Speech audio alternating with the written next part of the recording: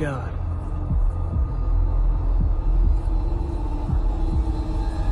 Oh my God. Why don't you see that? Here are some of the most frightening Bigfoot encounters and crystal clear moments ever caught on camera. The wilderness was never empty. Number 1. Scott Carpenter's forest encounter. This first encounter comes from a video posted by Scott Carpenter, a researcher known for documenting Bigfoot activity during solo trips into remote forests. In this particular outing, he returns to a location where he had previously built a stick structure, something he believed Bigfoot might interact with. His goal was simple: to check whether anything had changed and look for new signs of activity. But what he found suggested far more than coincidence. Scott had built a small marker on an earlier trip. It included a balanced stick, a wooden pyramid, and other pieces arranged in a very deliberate pattern. When he returned, the first thing he noticed was that the main balance stick was gone from its spot. Instead, it was lying on the ground and broke completely in half. And the balance stick has been pulled out. It's laying on the ground and it's been snapped in two. See where it's been snapped? I don't know where the other half is. There's the lower half. One half was buried in the leaves and the other lay a few feet away. It was as if something had broken it with force. He examined the pieces closely. There were no signs of rot, no rough edges. To Scott, the break looked intentional, as if done by something with hands, strength, and purpose.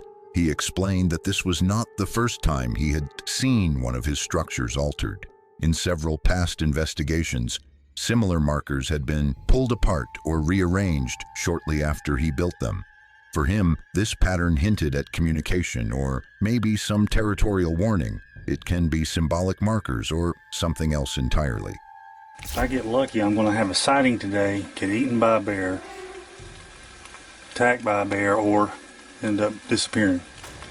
Jose are loud. I'm sure the camera's not picking any of this crap up.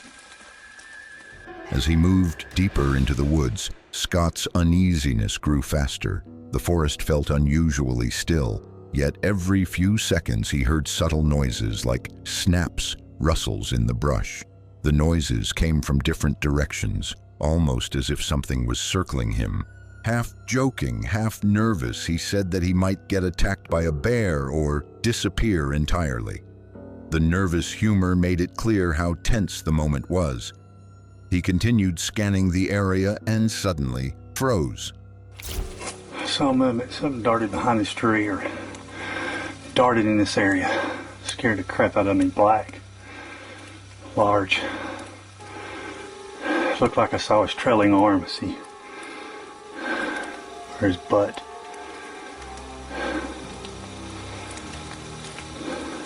Something had moved. It was a dark shape moving between the trees. It was fast, too fast for a person casually walking or an animal simply passing through. Scott described it as a large, black, and moving with a heavy but controlled stride. He thought he saw an arm, or maybe the curve of a back as it slipped behind a tree. Scott climbed up a small hill to try to spot it again, but by the time he reached the higher ground, the forest was quiet. There was no movement, no sound, and no footprints in plain sight. As he said himself, "Of course, there won't be anything here." For a moment, it seemed like the encounter was over. But then he noticed something unusual. It was a partial track. At first, the shape was faint, almost blended into the forest floor. But the longer he looked, the clearer it became. A footprint around 16 or 17 inches long. He traced the outline with his hand, pointing out the toe impressions and the deep heel mark. He compared it to his own boot, and the difference in size was dramatic. Of course, there won't be anything here. No sign, no footprints.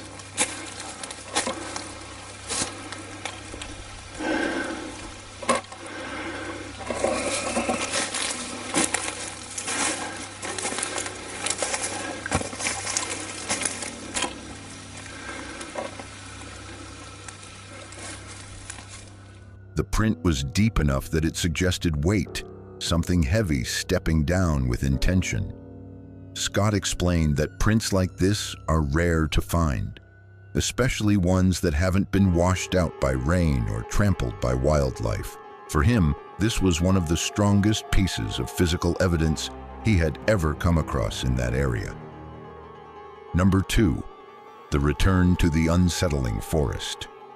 The second encounter begins with a lone explorer stepping back into a remote stretch of forest he had visited only a week earlier. The uploader, known as Sooner Sasquatch on YouTube, explains that his first trip to this spot ended in fear. And it was about 300 yards that way. And I was trying out a replacement night vision that I got in. And I don't say it in the video, but something started walking towards me from my left, from off this way towards me. And you could hear the sticks breaking towards the end of the video, and it kind of freaked me out. I didn't say anything in the video, but I just shut the camera off and put everything up and left. I wasn't far from my vehicle. He had come here to test a replacement night vision device, hoping to capture activity in the woods. Instead, he heard something large walking toward him from the left side of the tree line. Footsteps with steady movement, but the night vision revealed nothing. The sounds came closer until he panicked, shut off the camera, packed up, and left as fast as he could. He had been close to his vehicle, but the encounter shook him enough that he didn't want to stay another second. Now he has returned, determined to understand what happened. But from the moment he enters the woods, the place feels even more wrong. He moves slowly, stepping through thick underbrush. He was narrating quietly while scanning the trees. He says he feels watched, as if something is walking just beyond the edge of his vision. The air is still and cold, too still. In a forest like this, there should be birds, insects, or at least the sound of wind. Instead, the silence sits heavy. Right back there were, those trees were kind of shaking. I thought it went back this way, but I could hear I could see the trees over here shaking.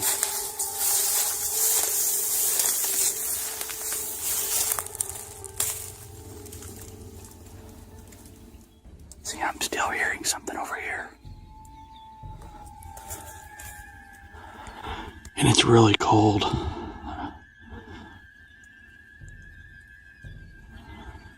I keep seeing a black shape in there. As he walks deeper in, he notices something strange. Several trees are swaying, but there is no wind. Their movement looks intentional. It was almost as if someone pushed against them and stepped back into hiding. He stares into the dark gap between the trunks, trying to catch a shape or shadow. Then for a moment, he does. The camera catches a sight of something dark moving between the trees. Not a full figure, just enough to make his breath catch, enough to make him step forward for a closer look. He reminds viewers that he hadn't even planned to record this trip. He also admits he made a mistake, that he came alone, and he came unarmed. There was a growl.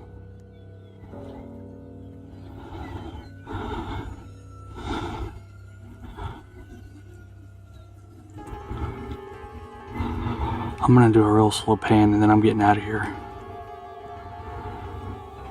I'm freezing.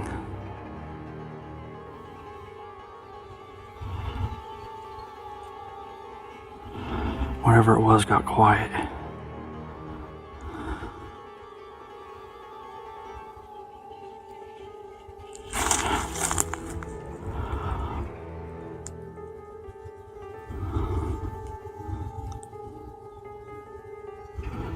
Right through there is where I think it went. You can see right in the middle of my screen is it's all open. You can see where stuff's been trampled, and I'm getting some movement back here where I'm pointing the camera right about now. I can hear it back there. I'm by myself and I'm not armed today. He begins noticing patterns in the sections of leaves flattened and small branches bent. It looks like something large had recently moved through. But there are no signs of deer, no fresh tracks from known wildlife, nothing that matches the scene. Then the forest shifts again. He heard a low growl echo from deeper between the trees. Whatever made that noise was not small, and it was not far away. He points out the largest patch of leaves. There's a long, open path of crushed vegetation, as if something powerful had pushed through. As he watches, he hears movement behind him. The growl didn't return, but the silence that replaces it feels even worse.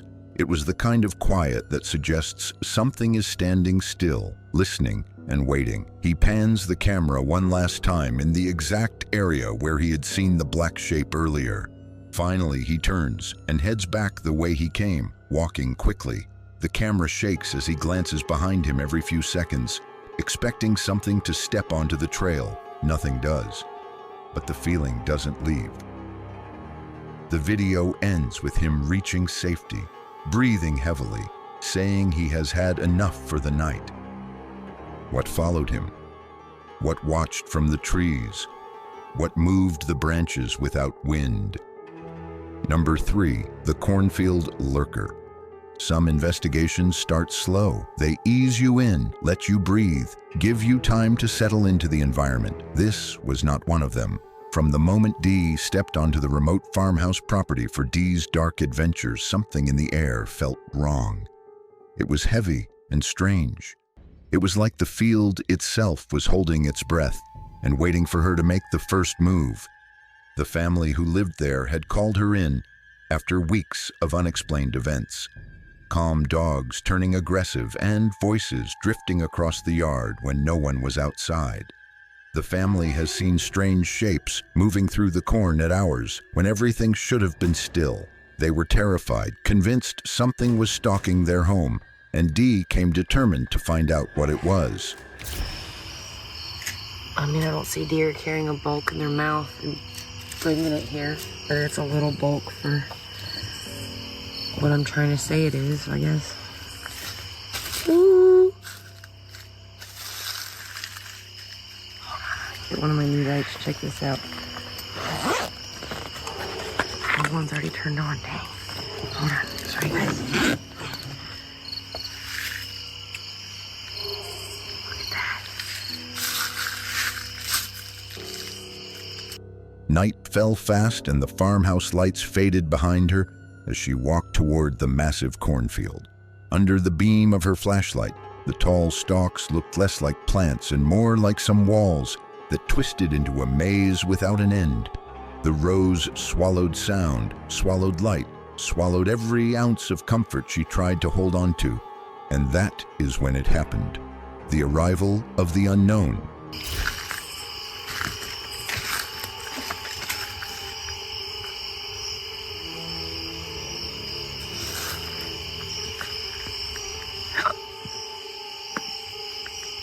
Airplane.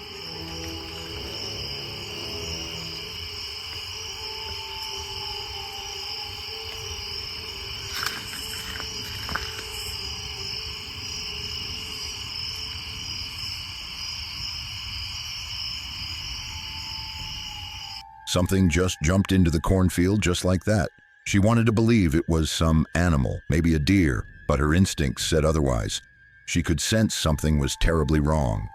She took her first step into the corn, and everything changed. The crunch of her boots broke the silence, but only for a moment. A new quiet settled over the field, deeper than before, like the entire place was listening.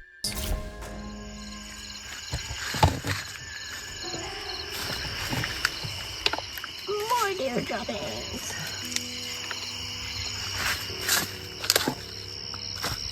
Oh, I messed up my light, guys. Hang on. Hold on, I'm sorry.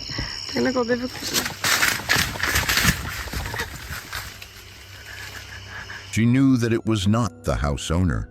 She knew something laid out the pile of corn there, and she was confused about it. She knew that a deer won't carry a bulk in their mouth and bring it there. It wasn't spilled feed and it wasn't scattered. It was placed or moreover arranged with intention. That alone was strange, but the feeling that hit Dee was even stranger. Someone or something wanted her to notice it. She bent down to examine it, her flashlight cutting a thin line across the dirt, and that was when she heard it, a howl. It was low and distant. It was not the dogs, or not even close. The family's dogs were restrained on a line. They couldn't reach the field. This sound came from much farther inside the maze of corn. Dee straightened slowly. The stillness thickened, and that was enough to scare her. The temperature felt like it dropped. Her instincts sharpened into a single message. That is, she was not alone. She moved deeper every few steps. Wind was passing through the stalks. At first, it was the kind of sound you could explain away with wind, but the night was calm, and the rustling started following her, shifting with her movements, stopping when she stopped, pressing in just enough to make her question her own breathing. This dude, I'm done. I can't. No.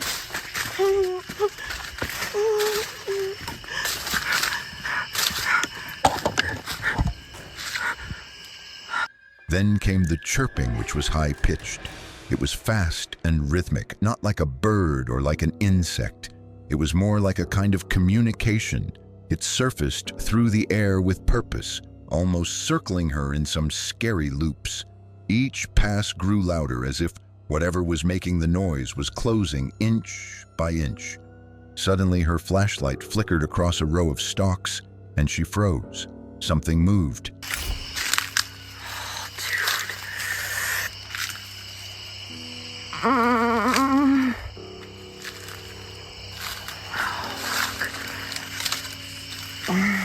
Look, there's something was laying here. Something big was laying right there.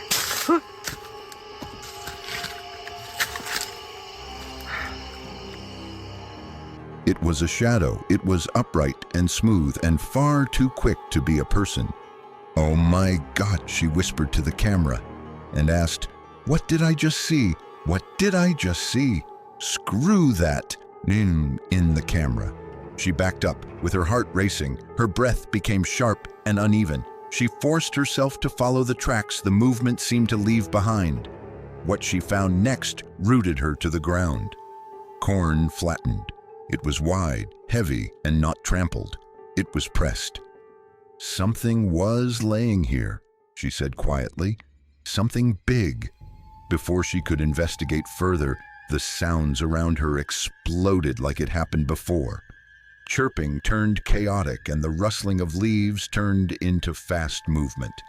Something large pushed through the stalks nearby. Shapes started to run through her peripheral vision. Every time she turned the light toward them, they vanished. The stalks swayed long after the shadows disappeared, as if whatever hid inside them was still standing just out of reach.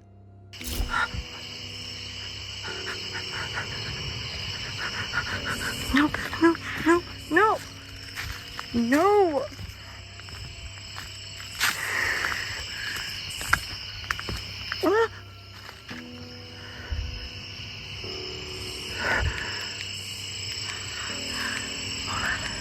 The sense of being watched grew unbearable, and it was no longer a suspicion.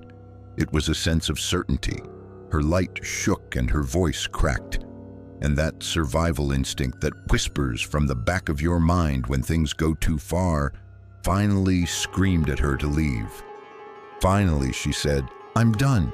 No, no, no, no." The cornfield around her seemed to move, the noises growing more aggressive. She stumbled backward, gripping her gear, trying not to break into a full sprint. Every row looked the same. Every direction felt wrong, but she pushed through until the stalks thinned and the open yard finally appeared ahead. When she reached safety, she didn't look back. The next morning didn't bring answers. It brought questions she couldn't shake. The piles of corn and the tracking noises, the hollow circling chirps and those shadows, slipping through the stalks with a speed that didn't fit any normal explanation. Number 4, the brothers in British Columbia.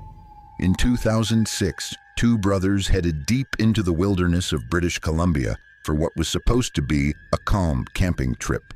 The region was known for its forests, trees, and quiet hiking trails. It was the kind of place where people went to disconnect. The brothers expected a peaceful night.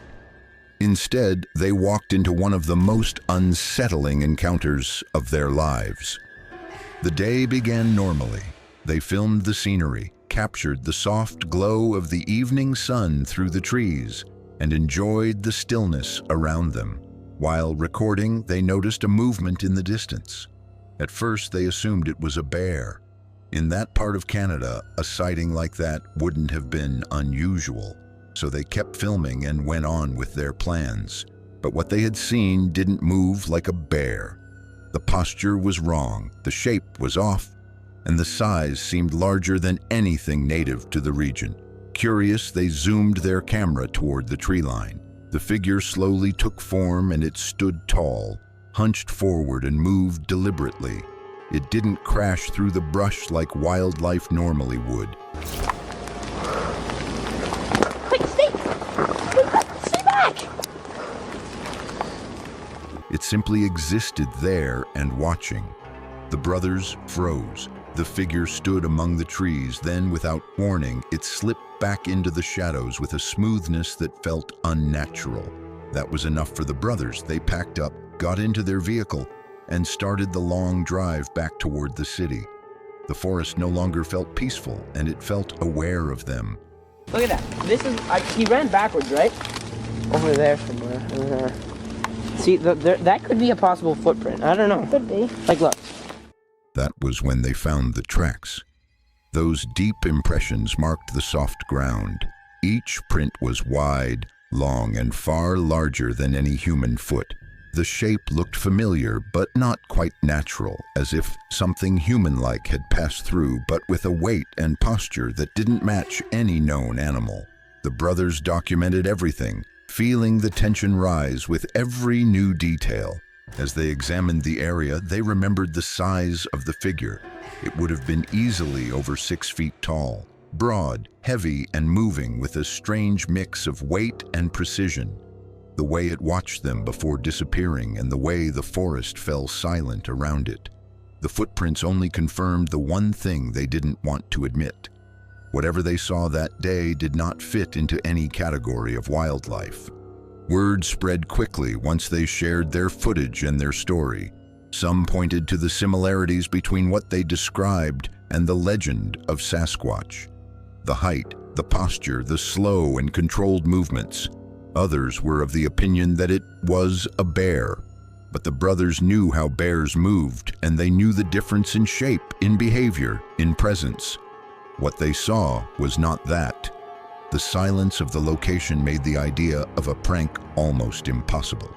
There were no other campers nearby, no hikers on that trail, no footprints except the ones they found. Everything about the moment felt too raw and too real to ignore. The experience changed them. A forest that used to feel safe and calm now felt deeper, older, and far less empty. They realized how many things might live in the shadows without ever being seen. To this day, the memory of that night sits with them. It never faded. It remained as sharp as the moment it happened.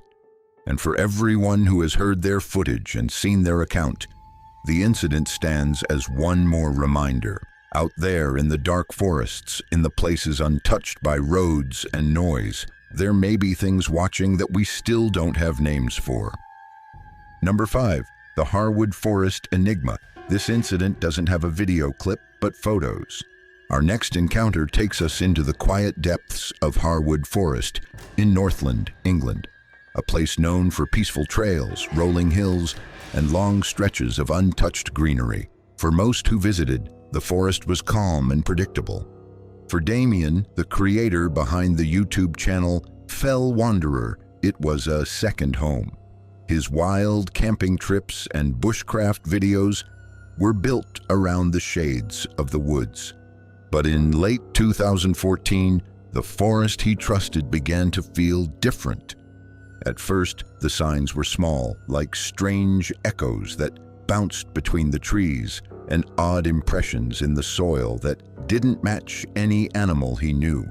A stillness that followed him from campsite to campsite. He tried to ignore it, thinking it was just the atmosphere playing tricks. But the more he explored, the harder it became to ignore. So he shifted his focus. Instead of filming only his camping routines, he began documenting the strange moments.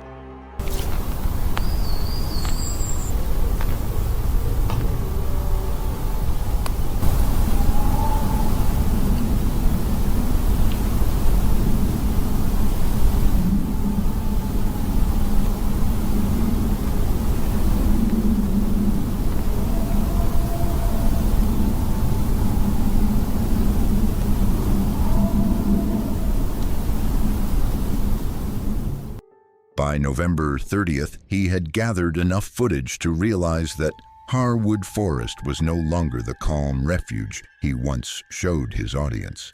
Something had changed. The most chilling evidence was the singing. Not loud enough to identify, but clear enough to feel intentional. The voice never came from the same direction twice. Sometimes it stretched out long, and other times it faded in short notes as if someone was moving, just out of sight and out of reach. The singing didn't come alone. Branches snapped in the dark like something walking, something keeping its distance. Damien's camera caught none of it. As he continued to explore, his discoveries grew more strange. He found large footprints pressed deep into the earth, far larger than any human foot. The details were fresh, as if whoever made them had passed by not long before he arrived. They were wide, long, and too defined to dismiss, but the footprints were nothing compared to what he found next. During several trips, Damien documented the remains of sheep scattered throughout the forest. Some were dragged into trees and hanging in positions that made no sense. Not the work of scavengers or predators acting on instinct. Those were placed, or rather displayed. It was completely outside what should happen in a quiet woodland. The more he saw, the more the pieces began to form a pattern. Strange sounds, massive footprints and suspended carcasses, and that voice scattering through the trees. Drop your theories, your thoughts, and even your own stories in the comments. And if you love exploring the strange and unexplained, check out the other compilations waiting for you. Encounters, disappearances, trail cam mysteries, all of it is lined up and ready. Don't forget to like, subscribe, and comment below if you've ever witnessed anything you still can't explain.